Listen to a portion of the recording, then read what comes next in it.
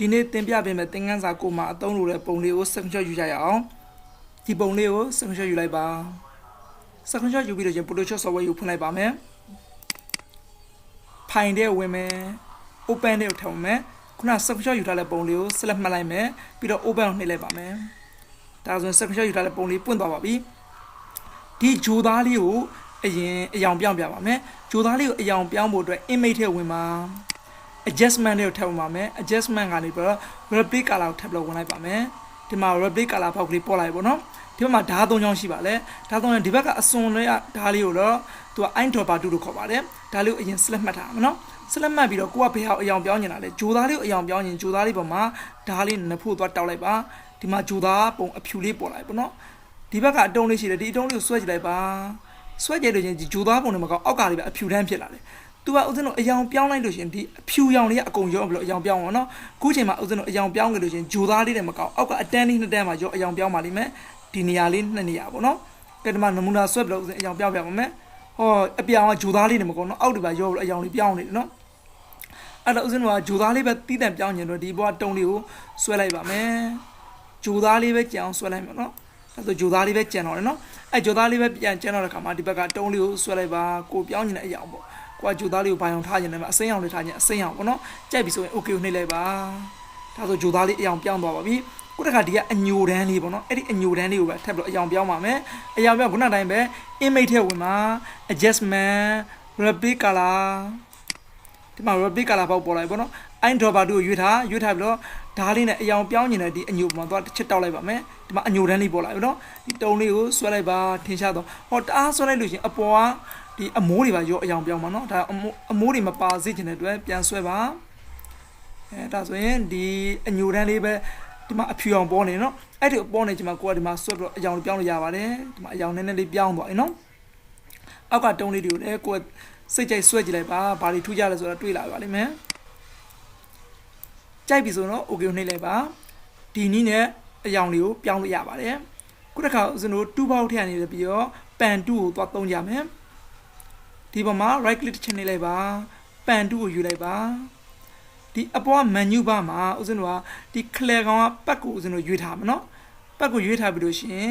်ဒီအစွန်သားလေးမှာတစ်ချက်နှိပ်လိုက်ပေါ့နော်အဆက်ကလေးတစ်စက်နှိပ်မယ်ဒီမှာထပ်နှိပ်မယ်နှိပ်ပြီးလို့ရှိရင်သူကမောက်ကိုမလွတ်နဲ့နော်ဒီဦးဇင်းတို့ကြိုက်လို့ပြီးဆိုမောက်ကိုတစ်ခါတည်းဖိလိုက်ပြီးဆွဲလိုက်ပါမယ်အပေါ်မှာအမိုးလေးနဲ့ကွက်တီဖြစ်သွားအောင်ဆွဲလိုက်မယ်နော်ဒီမှာတအားဆွဲလိုက်ရင်လို့ပြောအောင်နော်အမိုးလေးနဲ့ကွက်တီကြပြီဆိုလို့ရှိရင်လွှတ်လိုက်ပါမယ်ဒီမှာပတ်လန်းကြောင်းဒီဘက်မှာပေါ့နော်အယိုးကြီးပေါ်နေသေးတယ်အဲ့ဒီအယိုးကြီးကိုချိုးမယ်ချိုးဖို့အတွက် keyboard ကနေ auto ကိုနှိပ်ထားမယ်နော်နှိပ်လိုက်ပြီခုနကအဆက်ကလေးနေရာမှာပြန်ပြီးတော့တစ်ချက်နှိပ်လိုက်ပါမယ်ဒါဆိုအယိုးကြီးကျိုးသွားပြီပေါ့နော်အဲ့ဒီအယိုးကြီးကျိုးသွားလို့ရှိရင်ဒီဘက်ကတစ်ခါထပ်ပြီးတော့ကိုလိုချင်နေမှာပေါ့နော်မောက်ကလေးတစ်ချက် click လိုက်မယ် click လိုက်ပေါ့မောက်ကိုမလွတ်နဲ့နော်လက်ကလေးနဲ့ဖိလိုက်ပြီးတော့ဒီဘက်က UFO လေးရဲ့ဒီဘက်ကအစွဲလေးကိုညီအောင်ဆွဲလိုက်မယ်ပေါ့နော်ကိုကြိုက်ပြီဆိုရင်လွတ်ပါဒီကထီယိုယိုချိုးမယ်ချိုးဖို့အတွက် keyboard ကနေ auto ကိုနှိပ်ထားမယ်ဒီပေါ်မှာတစ်ချက်ပြန်ပြီးတော့ click လိုက်ပါမယ်ဒါထီယိုချိုးသွားပြီနော်ဒီဘက်မှာတစ်ခါထပ်ပြီးတော့ mouse နဲ့ click လိုက်ပါမယ်ဒီကကြာအတန်းပဲလိုတာနော် तू ကတော့ထီယိုမလိုတဲ့အတွက်ဒါကိုထပ်ပြီးမဆွဲတော့ပါဘူးဘုရားဒီအဝိုင်းကိုတစ်ခါလုံးမယ်ပေါ့နော်အဝိုင်းလုံးဖို့ဒီမှာပြန်ပြီးအနီးကက်ကြည့်လိုက်ပါဒီမှာဆိုလို့ရှိရင်မောက်ကလေးမှာ तू ကအဆက်ကလေးတစ်စက်ပေါ်နေနော်ဒီမှာကြည့်ကျန်းနေရဆိုအဝိုင်းလေးပေါ်ဒီလိုမှာအဝိုင်းလေးပေါ်နေတယ်ပေါ့နော်ဒါဒီစမှတ်နဲ့စုံမှတ်နဲ့စုံသွားလို့အဝိုင်းပေါ်လာပါအဲ့ဒီအဝိုင်းပေါ်တစ်ချက်လိုက်မယ်တော့စမှတ်နဲ့စုံမှတ်နဲ့စုံသွားပြီပေါ့နော်အဲ့ဒီမှာမောက်ကိုဖိလဲပြီးရောဒီဘက်က UFO အစွဲတစ်ခုနဲ့ညီအောင်ဆွဲလိုက်မယ်ကြိုက်ပြီဆိုရင်လွှတ်လိုက်ပါဒါဆိုရင်ပတ်လန်းချောင်းလေးဖြစ်သွားပါပြီပတ်လန်းချောင်းလေးဖြစ်သွားလာတော့ဒီမှာ layer channel ဒီမှာပတ်ဆိုတော့တစ်ချက်နေလိုက်မယ်နော်ဒီမှာပတ်လန်းချောင်းလေးဖြစ်နေတာကိုဒီမှာတွေ့ရပါလိမ့်မယ်ဒီအပေါ်တကယ်ဒီမှာပတ်တော့မပေါ်ဘူးဆိုရင်ပေါ့နော် window တွေဝင်မှာ window တွေကနေဒီမှာဥစဉ်လို့ရွေးလို့ရပါတယ်ဒီမှာပတ်မှာအမှန်ချစ်တာနော်ကိုကတကယ်လို့မပေါ်ရင်ဒီမှာလာပြီးတော့အမှန်ချစ်လိုက်ပါဟုတ်ဒီမှာပတ်လန်းချောင်းပေါ်နေပေါ့နော်ဒီမှာ warp pad ဆိုတော့သူကပြထားပါတယ်ဒီပတ်လန်းချောင်းကိုကျွန်တော် selection ပြန်ပြောင်းမှာပေါ့နော် selection ပြောင်းဖို့အတွက်ဒီအောက်ကလေးမှာအဲ့လိုကျွန်တော်တစ်ချက်နှိပ်လိုက်ပါမနော်အော်ဒါဆိုရင်ပတ်လန်းချောင်း selection ဖြစ်နေနော် selection ဖြစ်တဲ့အခါမှာဒီမှာကြည့်ပါ selection တွေကအပြင်မှာဖြစ်နေတာနော်ဒီမှာဂျားထဲမှာဒါ select ဖြစ်တာဒီ UFO တွေကို select ဖြစ်တာပေါ့နော်အဲ့တော့ကျွန်တော် UFO တွေကို select ပြန်ဖြစ်စီရင်လို့ရှိရင်ဒီ select ကိုပြောင်းပြန်လှမ်းမှာပေါ့လှမ်းဖို့အတွက်အပေါ် menu bar select ထဲဝင်မှာ inverse ကိုတစ်ချက်ဝင်လိုက်ပါဒါဆိုရင် select က UFO လေးကိုပဲတည်တံ့ဖြစ်နေပါပြီ ဒါကိုပတ်လန်းချောင်းပြန်ပြောင်းနေလို့ရှိရင်အောက်ကနေပတ်လန်းချောင်းတစ်ခါပြန်ယူလိုက်ပါဒါဆိုရင်ပတ်လန်းချောင်းပြန်ပြောင်းသွားပါပြီဒီမှာဝါပက်ဆိုလည်းပြီးတော့အမိပေါ်တာပေါ့နော်အဲ့ဒီဝါပက်ကိုလည်းကိုကထပ်ပြီးနာမည်ပြောင်းလို့ရတယ်ပြောင်းရင်အဲ့ဒီဝါပက်ဆိုတဲ့စာသားပေါ်မှာ double click နှိပ်လိုက်ပေါ့ဇက်ဆိုနှစ်ချက်နှိပ်လိုက်မယ်နှိပ်ဒီမှာအဲဒီမှာဆိုလို့ရှိရင် save ပဲဆိုတာလေးပေါ်လာအဲ့ဒီမှာပတ်1လို့တော့ auto ပေးထားတယ်ဥစဉ်တော့ကိုယ့်ဘက်ကိုကြိုက်တဲ့အမိရေးပါဥစဉ်တော့0011လို့ပေးလိုက်မယ်လောလောကူပေါ့နော်ကြိုက်တဲ့အမိပေးလို့ရပါတယ် okay နှိပ်လိုက်ပါဒါဆိုပတ်လန်းချောင်း0011ဆိုတော့ပြောင်းသွားပြီခုတစ်ခါဥစဉ်လို့ selection တွေကိုပတ်လန်းချောင်းပြန်ပြောင်းပါမယ်ဒီဘက် quick selection 2ကိုယူလိုက်ပါမယ် quick selection 2ကိုယူပြီးတဲ့အခါမှာဥစဉ်တို့ဒီဘက်က site ကိုလည်းနည်းနည်းလေးကြည့်လိုက်မယ်နော်ဟုတ်ပြီအဲ့ဒီမှာဥစဉ်တို့ဒီအတွင်းထဲကဒီအဖြူသားလေးကိုလိုက်ပြီးတော့ select ပေးလိုက်မယ်နော်ဒါဆိုအဖြူသားလေးမှာ select ဖြစ်သွားပြီ select ဖြစ်တော့ဒီ select ကလေးကိုဥစဉ်တို့ပတ်လန်းချောင်းပြောင်းမယ်ပတ်လန်းချောင်းပြောင်းဖို့အတွက်ဥစဉ်တို့ဒီဘက်မှာပတ်ကိုရွေးထားမယ်နော်ပတ်ကိုရွေးတော့ဒီအောက်ကလေးတစ်ချက်ကလေးလိုက်ပါဒီမှာဆိုလို့ရှိရင် wapper ဆိုတော့သူကအစ်စ်နောက်တစ်ခုပေါ်လာပါတော့အဲ wapper ကိုလည်းဥစဉ်တို့အမိပြောင်းနေခြင်းတပည့်ကလေးနဲ့နေသူ့ကိုကြာပါပြောင်းမလဲဆိုရင်1100လို့ပြောင်းလိုက်မယ်ကိုပြောင်းနေတာပြောင်းမပြောင်းနေတဲ့ငကိုတိုင်းထားလိုက်ရပါတယ်နော်အဲဆိုဒီနှစ်ခုရပါပြီဒီနှစ်ခုဥစဉ်တို့တစ်ခါပြန်လဲပြီးတော့ဒီပလန်းချောင်းတွေကို select ပြန်လုပ်မှာပေါ့နော် select ပြန်လုပ်ဖို့အတွက်ဒီမှာ layer မှာဆိုတော့တိတ်မထူကြအောင်နော်ဒီမှာပတ်ကိုပဲပြန်ယူထားမယ်ယူလာဒီအပွားဟောက် select လုပ်မယ် select လုပ်ဖို့အတွက်ဒီအောက်ကနေပဲ select လုပ်လို့ရတယ်နော်ဒီအပွားအပြာဖြစ်နေအပေါ်မှာ right click နှိပ်လိုက်ပါ right click နှိပ်လိုက်ပြီးတော့ make selection ဆိုတော့တစ်ချက်လိုက်ပါဒါမျိုး make selection dialog box လေးပေါ်လာပါပြီအပေါ်က new selection ကိုပဲယူလိုက်ပြီး okay နှိပ်လိုက်ပါဒီမှာအပေါ်ကပတ်လန်းချောင်းရာ select ဖြစ်ပြောင်းသွားပြီနော်ထို့တူအောက်ကဒီ1100လည်းအလားတူပြောင်းမှာပေါ့နော်အဲ့မှာ select ပေးတာ select ပေးလေပေါ့right click နှိပ်ပြီးတော့ make selection ကိုပြောင်းလိုက်ပါခုတစ်ခါကျ new selection ဆိုရင်ငကိုတိုင်းနဲ့တူပါမနော်ဒီလက်ရှိ select ဖြစ်နေတာဒီ UFO တစ်ခုလုံး select ဖြစ်နေပေါ့နော်အဲ့ဒီ select ဖြစ်နေတဲ့အတွင်းထဲမှာဒီအဖြူသားလေးကိုနှုတ်ယူမယ်ဆိုလို့ရှိရင်ဒါဒီမှာဆိုရင် subtract from selection ဆိုတာရှိတယ်နော်အဲ့ဒါကိုတစ်ချက်လိုက်ပါဒါဆိုရင်ငကို select ဖြစ်နေတဲ့နေရာနဲ့ပြန်နှုတ်မှာပေါ့နော် subtract from selection ကိုအမှန်ချစ်ပြီးတော့ရှင် okay ကိုနှိပ်လိုက်ပါဟောဒါဆိုလို့ရှိရင် select ကဒီပေါ့နော်ဒီဂျိုသားလေးရဲ့ UFO လေးရဲ့ပဲကျန်ဒီကြားအတွင်းထဲဟာလည်းနှုတ်ပြီးဒီအပြားလေးနှုတ်နေတယ်ပေါ့နော်လေယာဉ်ပြန်ယူတာပါအဲ့ဥစဉ်တော့တီးတက်ဒီ UFO လေးရဲ့ဂျိုသားလေးကိုတီးတက်လေယာဉ်တစ်ခုထပ်ပြီးတော့ပြန်ပြီးတော့ယူမယ်ပေါ့နော်အဲ့လိုလေယာဉ်အစ်စ်လိုချင်လို့ရှိရင်ဥစဉ်တို့လေယာဉ်တဲ့ဝင်မှာလေယာဉ်တဲ့နယူးတဲ့ဝင်မှာနယူးကနေလဲပြီးဒီအောက်မှာဆိုလို့ရှိရင်ဒီမှာဆိုရင်လေယာဉ်ဘေးက copy ဆိုတာရှိတယ်နော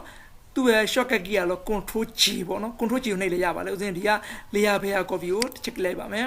ဒါဆိုရင်အပေါ်မှာဒီမှာ copy 1 layer 1ဆိုဒီမှာအပေါ်မှာပေါ်နေနော်ဒီအောက်က background layer နှစ်ခု layer ပါခု layer 1ဆိုတာအပေါ်မှာပေါ်နေတာအသစ် copy ကူးထားတာပါအောက်က background layer မျက်လုံးကိုတစ်ချက်မိတ်လိုက်ပါမယ်ဟောဒါဆို layer 1ပဲကျန်တော့လေ layer 1ကဒီ UFO လေးရဲ့ဂျိုသားလေးရဲ့ကိုသူကတီးတန့်ရွေးထားတာပါအဲ့ဆိုရင်ဥစဉ်တို့ဒီအောက်ကbackground layer မှာတော့ကြီးဖြစ်နေပေါ့နော်အဲ့တော့ယူဖြုတ်ချင်လို့ရင် double click နဲ့နှိပ် okay နှိပ်လိုက်တော့ပြုတ်သွားပြီဒီ background layer ရဲ့အပေါ်မှာ layer တစ်ထပ်ခေါ်ချင်တယ်ပေါ့နော် layer တစ်ခေါ်ချင်လို့ရှင်ဒီ background layer ကိုအပြောင်ပေးတာပေးလိုက်ပြီးအောက်က create new layer ကိုတစ်ချက်နှိပ်ပါမယ်အော်ဒီမှာဂျားထဲမှာ layer တစ်ခုပေါ်နေပေါ့နော်ဒ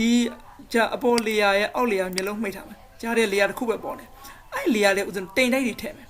တိမ်တိုက်တွေထည့်မယ်ဆိုလို့ရှိရင်ဘယ်လိုလုပ်မလဲဆိုရင်အပေါ် printer တွေဝင်မယ် printer တွေမှာ render တွေကိုထည့်လို့ဝင်မယ် render တွေကနေမှာ cloud ဆိုတာရှိတယ်အဲ့ဒီ cloud ကိုတစ်ချက်လိုက်ပါဒီမှာဆိုတော့ဒီကအယောင်ကဒီမှာပေါ်နေကိုကဒီမှာဘာယောင်ထည့်ခြင်းလဲဒီမှာဆိုရင်ဥစဉ်တော့အဖြူမဲ့ default ထားခြင်း default ထားလိုက်ပါနော် default ထားဘယ်ကတော့ printer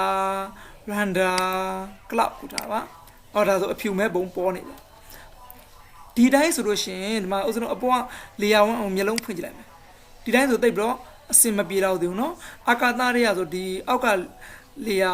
ဒီပေါ်တိမ်တိုက်ကိုနှစ်ခါအယောင်ပြောင်းမှဖြစ်မနော်ဒီဟာလေးကိုအဖြူနဲ့အမဲနဲ့ပြောင်းပြန်လှန်လိုက်လို့ရှိရင်အာကာသနည်းနည်းဆန်းသွားတယ်ကဲအဲ့ကြောင့်ဥစဉ်တို့အဖြူလေးအမဲတွေကိုပြန်ပြောင်းပြန်လှန်ဖို့ဖင်တာတွေဝင်မယ်ဖင်တာတွေရဲ့ render တွေကိုထည့်ဝင်မယ် render တွေက cloud ကနေလို့ဒီအောက်မှာဆိုလို့ရှိရင် different cloud ဆိုတာရှိเนาะအဲ့ different cloud ကိုချက်နေလိုက်ပါဟောခုလိုမျိုးဖြစ်သွားတယ်ဒါဆိုဂျိုသားလေးနဲ့လိုက်ဖက်သွားမှာပေါ့နော်အပေါ်က layer 1ကိုပြန်နှိပ်လိုက်ပါဒီမှာဂျိုသားလေးဘုံပေါ်လာပြီအပေါ် layer 1ကို select ပေးထားမယ် select ပေးလိုက်ပေါ့ဒီဟာလေးကိုဦးဇင်းတို့ဒါလေးကြီးနေတယ်ပေါ့နော်တောင်ဒီ UFO လေးကိုသိအောင် control နဲ့ T ကိုတွက်နှိပ်လိုက်ပါမယ် keyboard ကနေပြီးတော့အခုလိုမျိုး transform box လေးပေါ်လာပြီပေါ့နော်အဲ transform box လေးပေါ်လာရင်ဒီဟာ keyboard ကနေ shift ကိုဖိလိုက်ပြီးတော့လက်ကလေးနဲ့ဆွဲဖိလိုက်ပါမယ် အော်ဒါဆိုရင်ဂျိုတွေဒီ UFO တွေကတေးသေးလေးဖြစ်ပါနော်ဒါလေးမောင်းနေရွှေ့ပြီးတော့ကိုထားကြနေတာထားပါနော်အကဒါလေးအပေါ်မော့ကျင်လို့ရှိရင်ဒီဘက်ကအစွန်းလေးမှာတစ်ချက်ဖိတယ်ပြီးတော့ဒီလိုမျိုးလေးမော့လို့ရတယ်ဒါ UFO လေးပေါ့နော်ဒါကိုကြိုက်တဲ့နေရာထားလိုက်ပါကြိုက်ပြီဆိုရင် enter ခေါက်လိုက်ပေါ့အခါဦးစင်းက shake လေးဆွဲပြပါမယ် shake လေးဆွဲဖို့အတွက်ဒီ layer 2မှာ select ပေးထားမှာပေါ့နော်ဒီနောက်ခံ background မှာ select ပေးထားမယ်select ပေးထားပြီးတဲ့အခါမှာဦးဇင်းတို့ pan 2ကိုပဲရွေးထားမှာပေါ့နော်ဒီမှာကလည်း pan 2ရွေးထားမယ်ဒီအပေါ်မှာကြည့်ပါဒီ menu bar မှာခုလောလောဆယ်ပတ်လန်းကြောင်းကိုသူရွေးတာပတ်ကိုရွေးထားမှာနော်ဒီဘက်ကနေပြီးတော့ shape layer ကိုပြန်ရွေးလိုက်ပါရွေးပြီးတဲ့အခါကိုဘာရောင် shape ဆွဲခြင်းတယ်ပေါ့နော်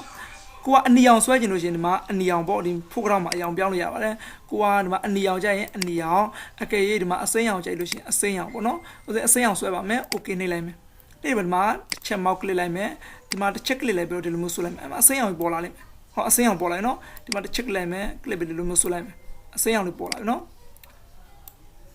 ဒါဆိုဦးဇင်းတို့ shake လေးတစ်ခုရသွားပြီပေါ့ဒီ shake မှာဘေးမှာမြားလေးပေါ်နေတော့နော်အဲ့ဒီပေါ်ဒီ shake ပေါ်လေးမှာ double click နှိပ်လိုက်ပါ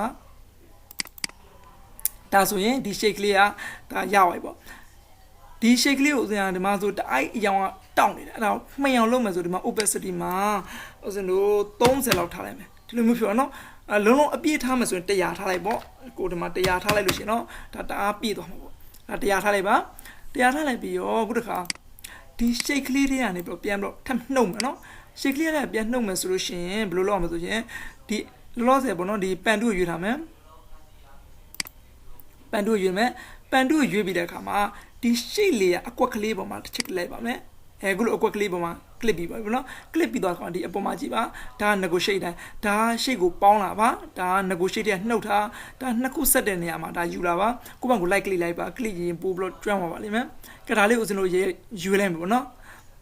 set from shade area ဆိုလေရွေးမယ်ရွေးလိုက်ပါဒီထဲမှာဦးစင်တို့ shade တစ်ခုဆွဲမယ်ကိုယ့်ဘက်ကိုမဆွဲချင်လို့ရှိရင်ဒီဘက်က custom ထဲမှာဒီမှာဝင်လိုက်ပြီးတော့ဒီမှာ custom shade 2တွေကိုရွေးလိုက်ပါဒီကကိုကြိုက်တဲ့ပုံတွေမှာအများကြီးယူလို့ရတယ်နော်ဒီမှာခရုပုံလေးလိုချင်ခရုပုံလေးမှာရုံရုပ်ကလေးလိုချင်ရုံရုပ်ကလေးပေါ့ဒီမှာအများကြီးရှိပါဒီ shade ထဲမှာနော်ဒီဘက်မှာမြားလေးကိုတစ်ခါရွေးလိုက်လို့ရှိရင်ဒီမှာအများကြီးရှိသေးတယ်ဒီ all ကနေကိုရွေးချင်တာရွေးလို့ရပါတယ်ဥစ္စာဒီမှာရုံရုပ်ကလေးကိုယူလိုက်မယ်နော်ရုံကလေးကိုစကီးညီလေးဖြစ်အောင် keyboard ကနေလည်းပြီးတော့ shift key ကိုဖိထားမယ်ဖိလိုက်ပါဒီမှာရုံရုပ်ကလေးဆွဲမယ်ပေါ့နော်ဟောဒီမှာရုံကလေးရတယ်ဒါလေးကရုံးကလေးကခုနက shade ထဲမှာဖောက်သွားတာနော်အဲ့မှာကြည့်လိုက်ပါဒါလေးကိုဆွဲကြည့်မယ်အော်ရုံးကလေးကနောက်ကလေးမှာသွားဖောက်သွားတာပေါ့နော်တိမ်တိုက်မှာဖောက်သွားပြီဒီမှာရုံးဒါ shade ကလေးရပါပြီပေါ့ဒီ shade ကလေးကိုနည်းနည်းလေး short ခြင်း opacity မှာ50လောက်ထားလိုက်ပေါ့ဒီလိုမျိုးလေးဖြစ်သွားမှာပေါ့ဟုတ်ပြီဒီမှာနောက်ခါ layer 1 layer 2မှာပြန်ရွေးထားမယ်ရွေးလိုက်ပြီးတော့အသစ် shade တစ်ခုထပ်ဆွဲကြရအောင်ခုန custom ဒီဘက်ကဝင်လိုက်ပြီးဒီမှာ custom shade 2ကိုရွေးလိုက်ပြီးတော့ဒီမှာ bio ကလေးဆွဲခြင်းနဲ့ဒီမှာဆိုရင်ငါးလေးရှိတယ်နော်ငါးလေးကိုဆွဲမယ်ဆွဲဖို့တော့ဒီငါးလေးကိုဆိုလို့ရှိရင်ကိုအယောင်ဘာယောင်ထားမှာလဲဒီမှာကာလာမှာကြိုက်တဲ့အယောင်ထားလို့ရတယ်ပေါ့နော်ကိုကအနီအောင်လေးဖြောင်းထားလိုက်မယ်โอเคနှိပ်လိုက်မယ်နှိပ်ပြီးဒီမှာစကင်းညီဖြစ်အောင် keyboard ကနေရှစ်ကိုဖိတာပေါ့နော်ဖိတယ်ဒီမှာငါးရုပ်ကလေးဆွဲလိုက်ပါမယ်လွတ်လိုက်ပါမယ်ဒီမှာငါးအနီအောင်လေးရသွားပြီပေါ့ဒါဆိုဂုဏီနဲ့ဦးဇင်းတို့ shade တွေလည်းဆွဲလို့ရပါတယ်ကိုရိုနာပန်တူတွေကိုလည်းအသုံးပြုတတ်သွားပါပြီဒီနေ့သင်ခန်းစာကိုတော့ဒီမှာပဲနားကြရအောင်နောက်နေ့ကြမှာပဲသင်ခန်းစာ10ကိုဆက်လက်သင်ပြပေးပါမယ်